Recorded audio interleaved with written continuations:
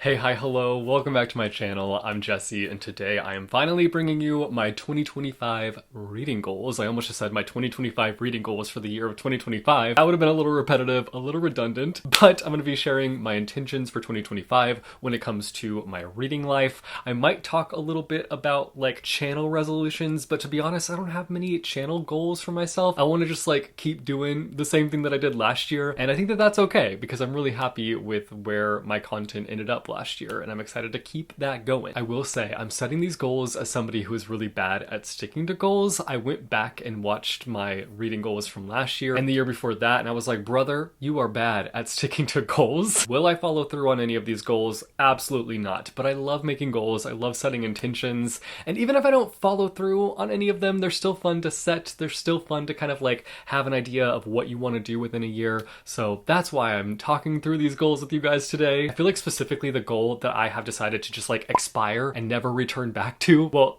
I can't say never. Never say never, because there is a chance I will return back to it. But I always have this goal, I always have this dream of doing a reading journal each year. And I still like romanticize the idea of committing to one, but I never, ever, ever get it done. Like last year I was like, I'm gonna do an artsy, fun reading journal, and I'm gonna do these live streams with my channel members where we all work on our reading journals together. And we did one live stream, and during the live stream, I didn't even really work on the journal. I literally just planned out what I was gonna do, and then I never executed that plan. So I'm expiring the reading journal goal. It's not happening. Will it ever happen? Probably not, and that's okay. I just need to let it rest in peace. And truthfully, I document my reading life more than I probably should, honestly. I document it here on YouTube, I document it on Goodreads, even though it takes me a while to keep my Goodreads updated, but like, I think I'm good. I don't need to also have a reading journal on top of all the other things that I do. Anyway, let's talk about my goals. Let's talk about some things that I want to accomplish in 2025. Let's start by talking about my book count goal, the amount of books that I'm hoping to read this year. Last year I set my goal to 80 books, and I was able to surpass that by reading 114 books. Your boy did some reading last year. Now I could take that and become super confident and be like, I am a reading warrior. I'm gonna like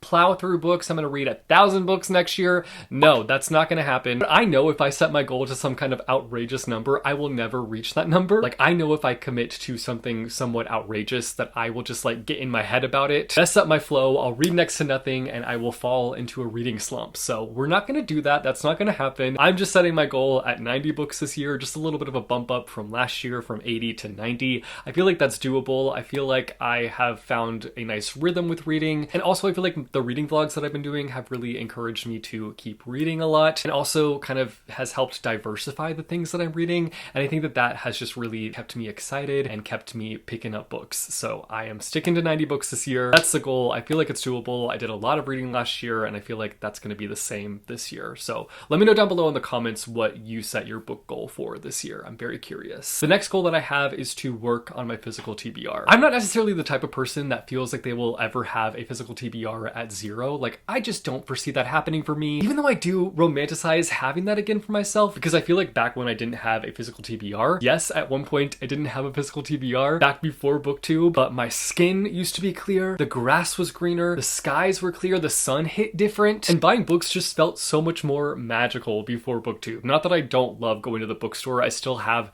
a magical feeling, it's just a different magical feeling, but just going to the bookstore, buying 1 or 2 books, bringing those books home, reading them, and then continuing that cycle, that was a dream. And that's also probably a normal experience. I dream of days like that, and I don't ever foresee myself truly ever getting to a point where I have 0 books on my TBR, but I would like to lessen my number, and that's a goal that I would really like to work on this year. I feel like there is something to be said about overconsumption. There is something to be said about the influence of the book community and how being a part of booktube and the bookdernet has kind of changed my book buying habits. That is a conversation for another day, and probably a conversation for a therapist, not you. I feel like throughout 2024, a lot of people were doing like TBR takedown series, and I loved them. I ate them up, and of course I'm going to be doing my own spin on the TBR takedown series. And it's not going to be incredibly strict, but I do hope that over time it helps me get my TBR to a manageable number, a number that doesn't have me choking when I see it. I have not counted up all my unread books yet, I'm afraid to do that, but I will be doing that in the first episode of my TBR challenge, and I'm kind of scared to do it, to be honest. I feel like it's just going to have me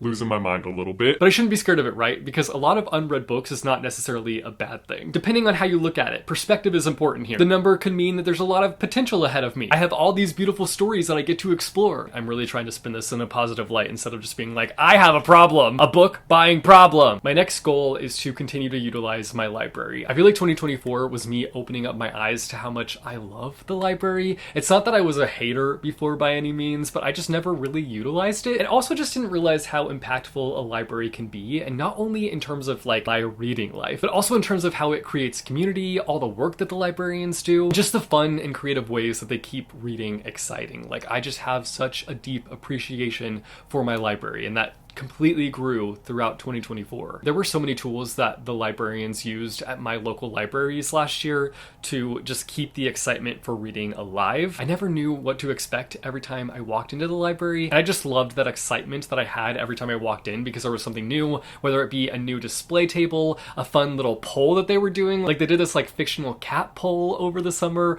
where everybody voted on their favorite fictional cat, and each week there were eliminations and eventually there was a winner, but that also correlated with them encouraging people to adopt cats, which I thought was really cool. They'd done blind dates with the book, and also all their themed tables last year were fire. They were so good. I'm so excited to continue my love for libraries in 2025, and I just want to make sure that I'm utilizing them more in the year of 2025. I feel like I've changed my perspective on book buying as a whole in general. Last year, I went on a bit of a book buying ban, which I've ended that ban, but the whole purpose of it was to kind of like shift my perspective on buying books and the reason I buy books, and I feel like there's no reason to not check out a book from the library before you buy it sometimes. So that's kind of the perspective that I'm going to have moving into 2025. If I really want to read a book, I'll get it from the library, and if it ends up being a 5-star read or a book that I love, then I can go and pick up my own copy of it, you know? So here's to 2025 and being a full-on library rat. My next goal is to keep my Goodreads updated. Will I follow through on this goal? I don't know. I've set this goal many times in the past, and I feel like I always do well for the first few months of the year, and then something just shifts in me, and I think the shift actually is that I become a slacker. I just get lazy about going in there and updating my status, updating what I'm reading, what I have read, and it's not like it takes that long to go in and update it, but for some reason I fall behind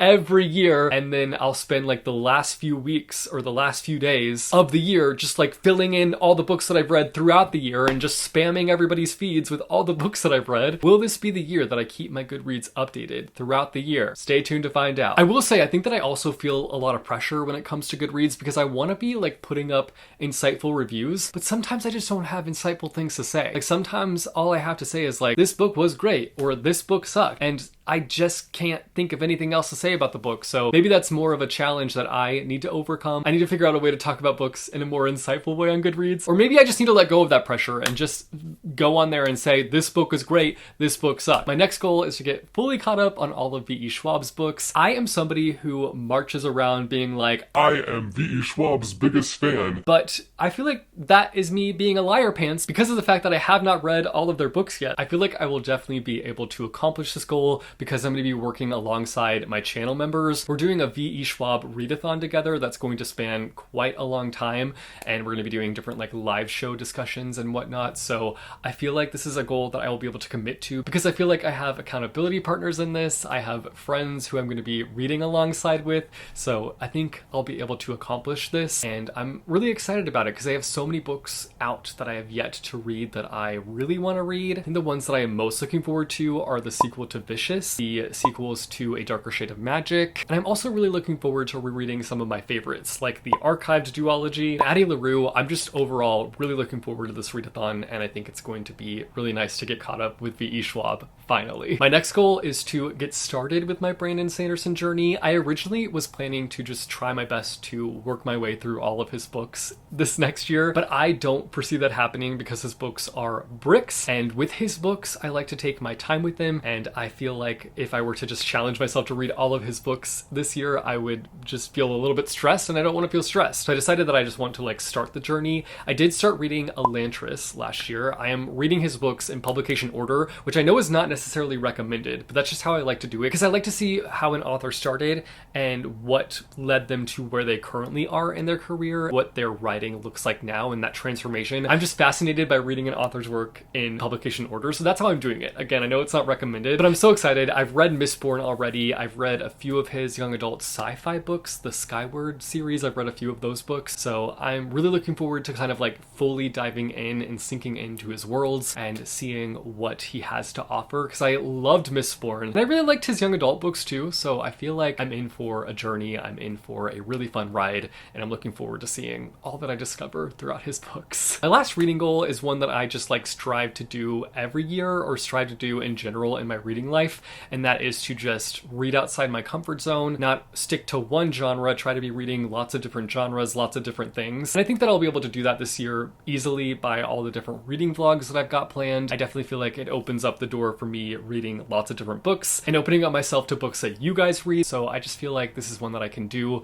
But some genres that I am really excited to explore more. I want to read more nonfiction. This is something that I wanted to do last year, and I only ended up reading like 1 or 2 nonfiction books last year, but I loved them. Specifically The Art Thief, that's one that I read last year. It was so good, fantastic, not like a full-on 5 out of 5 stars. I just so enjoyed the reading experience, and it's just a reminder that like I want to read more nonfiction books. Specifically, I want to read nonfiction books about very specific, unique, and weird things, because that tends to be what I gravitate towards. I also really want to explore sci-fi. This is a genre that I have time and time again said that I've wanted to explore and I've never really taken the plunge. I don't want to just cut ties with sci-fi just because I myself am intimidated by it. I'm sure there's lots of treasures in that genre and I want to find those treasures. So I'm going to go on a bit of a journey through the sci-fi world. I'm making this sound so dramatic, but if you have any sci-fi book recommendations for me, drop them down below in the comments. Please, please, please. Finally, in terms of my channel goals, as I mentioned at the beginning of the video, I don't really have any channel goals. Like I don't have some kind of like crazy subscriber number that I want to reach or this like crazy content that I want to make.